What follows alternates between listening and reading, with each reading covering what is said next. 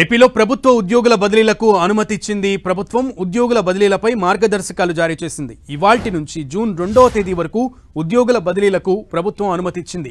ఒకే చోట 5 ఏళ్లు పనిచేసిన ఉద్యోగులను బదిలీ చేయాలని ప్రభుత్వం ఇచ్చిన ఆదేశాల్లో తెలిపింది. 2026 మే 31 లోపు రిటైర్మెంట్ అయ్యే ఉద్యోగులకు బదిలీ నుంచి మినహాయింపును ఇచ్చింది.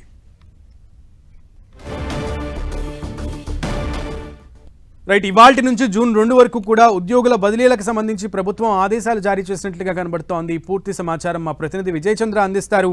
విజయ్ చంద్ర, ప్రభుత్వ నిర్ణయం పట్ల ఉద్యోగులు ఎలా స్పందిస్తున్నారు? ఆంధ్రప్రదేశ్లో ప్రభుత్వ ఉద్యోగులకు సంబంధించినటువంటి బదిలీలకు సంబంధించి ఆర్థిక శాఖ అనుమతి మంజూరు చేసింది. ఈ రోజు నుంచి ఈ బదిలీలకు సంబంధించినటువంటి ప్రక్రియ ప్రారంభమవుతుంది. జూన్ 2వ తేదీ వరకు ఈ బదిలీలకు సంబంధించిన ప్రక్రియ ఉంటుంది. అంటే గతంలో ఏవైతే నిబంధనలు ఉన్నాయో అదే నిబంధనలు ఈసారి కూడా కొనసాగిస్తూ ఈ ఉత్తర్వుల్లో పేర్కొనడం జరిగింది. ఒకే చోట 5 సంవత్సరాలు ఎవరైతే గనక ఉద్యోగం చేస్తా ఉంటారో ఆ స్థానం నుంచి బదిలీ కంపల్సరీ చేస్తూ ప్రభుత్వం ఆదేశాలు జారీ చేసింది. వీటితో పాటు ఎవరైతే పదోన్నతి మీద ఎక్కడైనా కూడా బదిలీ అయ్యి అక్కడ కూడా 5 ఏళ్లు పనిచేసినా కూడా వారికి కూడాను ఖచ్చితంగా బదిలీ చేయాలని చెప్పేసి నిర్ణయం తీసుకోవడం జరిగింది. అయితే 5 ఏళ్ల లోపు ఉన్నటువంటి వారికి ఎవరైనా కొన్ని వినతులు ఏవైనా ఉంటే గనక వాటికి సంబంధించినటువంటి విషయాల్లో కూడా కొంచెం పరిగణలోకి తీసుకోవాలనేటువంటి ఉత్తర్వులు స్పష్టం చేయడం జరిగింది. అయితే కొన్ని మినహాయింపులు గతంలో లాగానే ఇప్పుడు కూడా ఇవ్వడం జరిగింది. వచ్చే ఏడాది మే 31 తేదీలోగా ఎవరైతే గనక రిటైర్మెంట్ అవుతారో ఆ లోపల రిటైర్మెంట్ స్టేజీలో ఉన్న వారు ఎవరైతే ఉన్నారో వారికి బదిలీలో మినహాయింపు. ఎందుకంటే వాళ్ళు వృద్ధాప్యంలో ఉంటారు కాబట్టి వాళ్ళు అటు ఇటు తిరిగే పరిస్థితి ఉండదు కాబట్టి వారిని డిస్టర్బ్ చేయకూడదు అన్నటువంటి ఏదైతే గతంలో నిబంధన ఉందో ఆ నిబంధన ఇప్పుడు కూడా కొనసాగించడం జరుగుతోంది. మానసిక రుగ్మత ఉన్నటువంటి పిల్లలు ఉన్నటువంటి వారు, ఎందుకంటే తల్లిదండ్రుల సంరక్షణ వారికి అవసరం అవుతుంది కాబట్టి వారికి బదిలీలో మినహాయింపు, వారికి ప్రాధాన్యత.